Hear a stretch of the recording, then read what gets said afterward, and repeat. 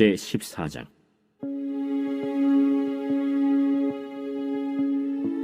스루야의 아들 요압이 왕의 마음이 압살롬에게로 향하는 줄 알고 드고아의 사람을 보내 거기서 지혜로운 여인 하나를 데려다가 그에게 이르되, 청하건대 너는 상주가 된 것처럼 상복을 입고 기름을 바르지 말고 죽은 사람을 위하여 오래 슬퍼하는 여인같이 하고 왕께 들어가서 그에게 이러이러하게 말하라 하고 요압이 그의 입에 할 말을 넣어주니라.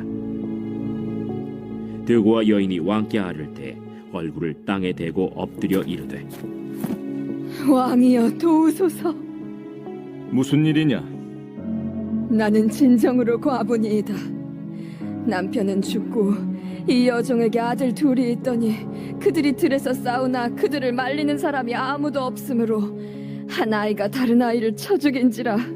온 족속이 일어나서 당신의 여종 나를 핍박하여 말하기를 그의 동생을 쳐 죽인 자를 내놓으라.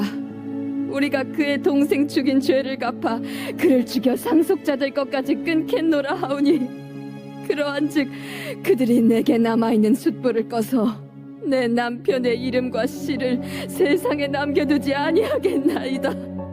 내 집으로 가라. 내가 너를 위하여 명령을 내리리라.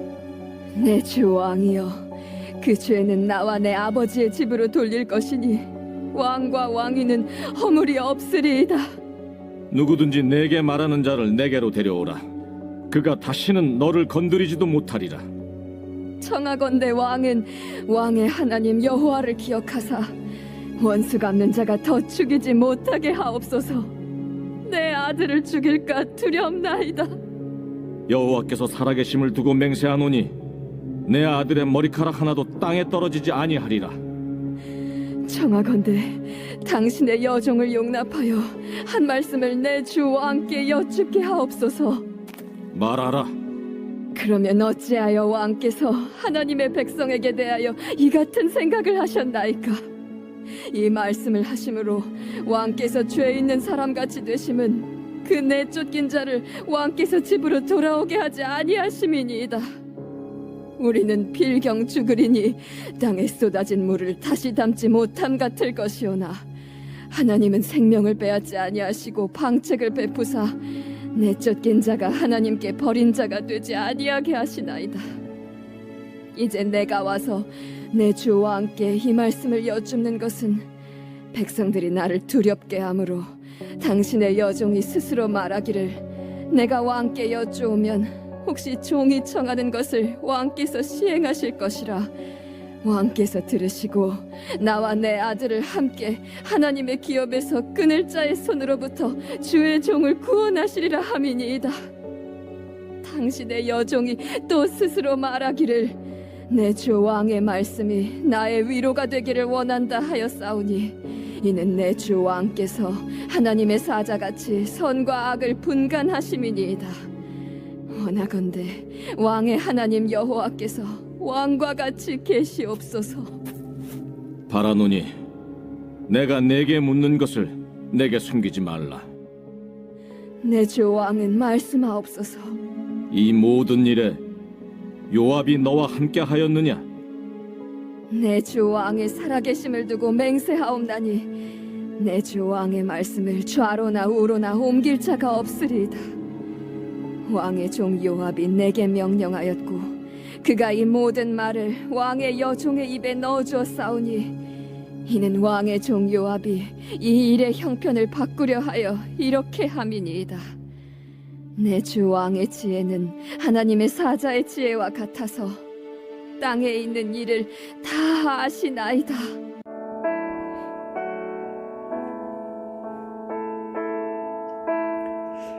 이야기 또는 비유가 주는 힘은 그 속에 관계, 온기, 인간미가 들어있기 때문이죠. 그래서 잘 꾸며진 그 이야기는 우리의 마음을 움직이도록 만들어줍니다. 게다가 이야기를 전해주는 사람의 이 화술까지 뛰어나다면 더욱 금상첨화이죠. 같은 이야기라도 해도 저처럼 정말 재미없게 전하는 사람이 말하는 것과 정말 재미있고 감동 있게 전하는 사람이 말하는 것은 천지 차이가 나게 됩니다. 자, 그러나 우리가 또한 주의해야 될 점은 뭐냐면, 아무리 그렇게 재미있고 감동적인 이야기라 할지라도 그것이 다 이 좋은 결과만을 가져오는 것은 아니라는 것이죠. 그러니까 정의와 어떤 공의를 잃어버린 채 감정에만 치우쳐서 전달되어지는 그 이야기, 어떤 그릇된 결과를 가져올 수도 있다는 것입니다. 이 다윗의 첫째 아들 암논이 이복 동생 압살롬의 여동생 다말을 강제로 취하는 사건이 발생하고 이 2년이라는 시간이 지나죠. 다윗은 사건을 듣고 분노했지만 결과적으로는 죄를 지은 암논에 대해서 아무런 조치를 취하지 않고 그냥 넘어가 버려요. 게다가 이 피해자인 다말 그리고 압살롬에 대해서 어떠한 또 위로도 전하지 않죠. 자, 그 사이에 이제 압살롬은 여동생에게 이렇게 수치를 준 암논을 향한 이 분노를 감추고 2년 동안이라는 긴 세월 동안 복수의 칼날을 갈아오죠. 결국 압살롬이 양털을 깎는 그 잔치에서 암논을 살해합니다. 그리고 압살롬은 자신의 이 외할아버지가 되는 그술 왕 달메에게로 도망하고 3년을 지내게 되죠. 이 3년이 지나자 다윗이 압살롬을 이제 그리워하게 되죠. 3년 동안 암논의 죽음에 대한 슬픔이니까 아마도 이제 많이 흐려지게 되고 이제 대신 도망간 압살롬에 대한 그리움이 조금씩 늘어났던 것이죠. 또한 암논의 죽음으로 압살롬이 다음 왕위에 오를 유력한 이제 후보자가 됩니다. 자, 그러나 여하튼 형을 죽인 살인자였기 때문에 그립기는 하지만은 마땅히 데려올 방법도 없는 거죠. 게다가 압살롬이 암논을 살해한 일에 대해서 반성했다라는 어떤 기록도 없습니다. 그래서 다윗은 백성들이 압살롬을 원하는 것 같아 보여도 다시 그를 데려오는데 적극적으로 나서거나 그러지 못하고 아니면 이제 일부러 데려오지 않고 있었던 것으로 보이기도 합니다. 자, 여하튼 이렇게 다윗이 이 압살롬을 데려오는 것을 이제 주저하니까 요압이 전면에 나섰죠. 마치 요압은 백성들의 입장을 대변하는 것처럼 보이기도 해요. 압살롬은 잘생긴 외모와 추진력 등으로 평소에도 백성들에게 인기가 많았던 것으로 보입니다. 압살롬이 다음 왕의 유력한 후보자로서 요압이 이런 압살롬을 데려오는데 큰 공을 세운다면은 나중에 계속해서 자신의 그 정치적인 입지가 이제 확고하게 될 가능성이 높기 때문에 요압이 또한 움직인 것은 아닌가 이렇게 보여지기도 합니다. 자, 여하튼 요압은 자신이 전면에 나서기보다는 한 지혜로운 드고와 여인을 다윗에게로 보내서 이야기를 하게 만들죠. 드고와 여인이 이제 다윗을 찾아가서 도움을 요청해요. 자신은 과부이고 두 아들이 있었는데 두 아들이 들에서 싸우다가 형이 동생을 죽였다는 거예요.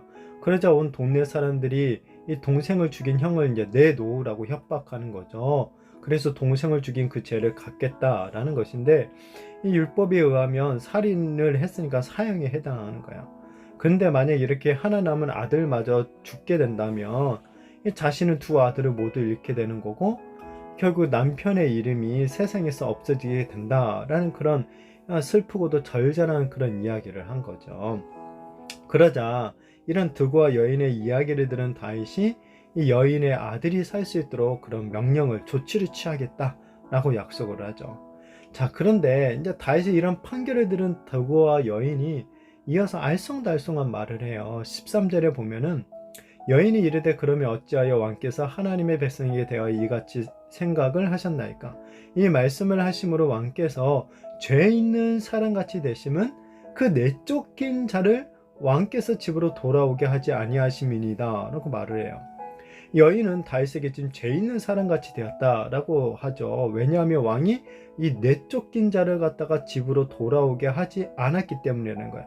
더 나아가서 여인은 하나님은 생명을 빼앗지 아니하시고 방책을 베푸사 이 내쫓긴 자가 하나님께 버린 자가 되지 아니하게 하시나이다 라고 말을 해요. 자, 지금 드고와 여인은 계속해서 내쫓긴 자를 언급하죠. 자, 이에 이제 다윗이 여인의 의도를 알아차리는 거예요. 네, 그러니까 지금 압살롬에 대한 이야기를 하고 있는 걸 알아차린 거죠. 그리고 여인이 한 이야기가 이 요압이 결국엔 만든 얘기다라는 것도 알게 되죠. 자, 또한 여인이 다윗을 갖다가 이제 지혜를 칭송해 이제 요압이 그랬다라는 것을 시인하고 다윗의 지혜를 칭송하죠. 20절에 내 주 왕의 지혜는 하나님의 사자의 지혜와 같아서 땅에 있는 일을 다 아시나이다 라고 하는데, 이것은 뭐 그냥 단순히 아첨의 이 말로만 보기에는 조금 그런 게 있어요. 다윗은 왜냐하면 지혜의 사람이기 때문에 그래요. 이 지혜라는 것, 나라를 다스리는 왕에 필요한 조건이죠. 이 지혜로운 왕이 백성을 잘 통치할 수가 있는 거예요. 다윗은 이스라엘 나라의 지금 최고 재판장으로서 이 백성의 모든 소송을 판결할 지혜로운 사람인 거죠. 자, 그런데 여인이 다윗의 이런 지혜를 칭송한 것과 달리 지금 암논의 사건부터 시작해서 압살롬의 사건까지 다윗은 오히려 지혜가 없어 보이는 것 같아요. 암논에 대해서 화를 냈지만 아무런 징계도 없었고, 압살롬이 암논을 살해한 것에 대해서 아무런 조치도 내리지 않았어요. 결국에는 이제 내일 나오지만 요압의 계획이 성공하죠. 압살롬을 데리고 와요. 예루살렘으로 3년 만에 돌아오는데 다윗이 압살롬을 만나주지 않는 거죠. 이건 뭡니까? 사실 다윗이 이 압살롬을 용서한 것은 아니죠. 다윗에게 지금 정의와 공의를 행할 지혜가 사라지니까 이 깨어진 아들과의 관계를 바로잡지 못하게 되었고, 결국 나중에는 회복 불능의 그런 상태로까지 나아가는 것을 이제 여하튼 보게 됩니다. 다윗은 이 딸 다말을 위로하지도 못했고, 암논의 죽음을 애도하지도 않았고, 정의를 세우지 않았어요. 그런 상태에서 지금 압살롬이 집으로 돌아왔지만 해결된 건 아무것도 없죠. 드고와 여인의 감동적인 이야기를 통해 이 압살롬을 갖다가 품을 용기가 생겨나기는 했지만, 이 피해자에 대한 진정한 위로와 회복, 그리고 가해자에 대한 공정한 처벌이 수발되지는 않은 거죠. 나아가 여인의 이야기를 들은 다윗이 나중에 더 큰 고통을 받아요. 왜냐하면 압살롬이 반역을 일으키기 때문에 그렇죠.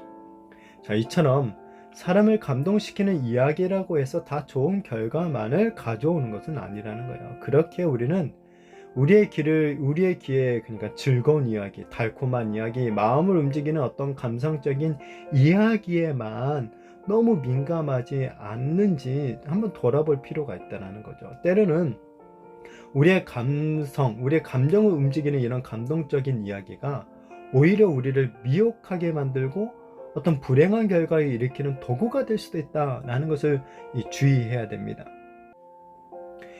분별하기 쉽지는 참 않을 수 있겠지만은, 우리는 이 어떤 피해자와 가해자의 둘의 이야기를 다 듣는 가운데 어떻게 하나님의 정의를 실천할지 고민을 할 필요가 있겠죠. 무엇보다 하나님의 이 말씀을 기준으로 해서 우리가 듣는 이 이야기들을 우리가 좀 잘 분별하고 지혜롭게 정말 행동하는 그런 사람들이 되었으면 좋겠습니다. 그래야 해서 너무 성급하게 감동적인 이야기만 우리가 움직이는 것이 아니라 하나님의 말씀의 기준을 따라서, 하나님의 말씀의 이야기라는 그 기준을 따라서 우리가 이야기들을 잘 듣고 우리가 또한 잘 판단하고 지혜롭게 판단하고 행동하는 그런 정말 지혜로운 그런 사람들이 되어지기를 예수님의 이름으로 축복합니다.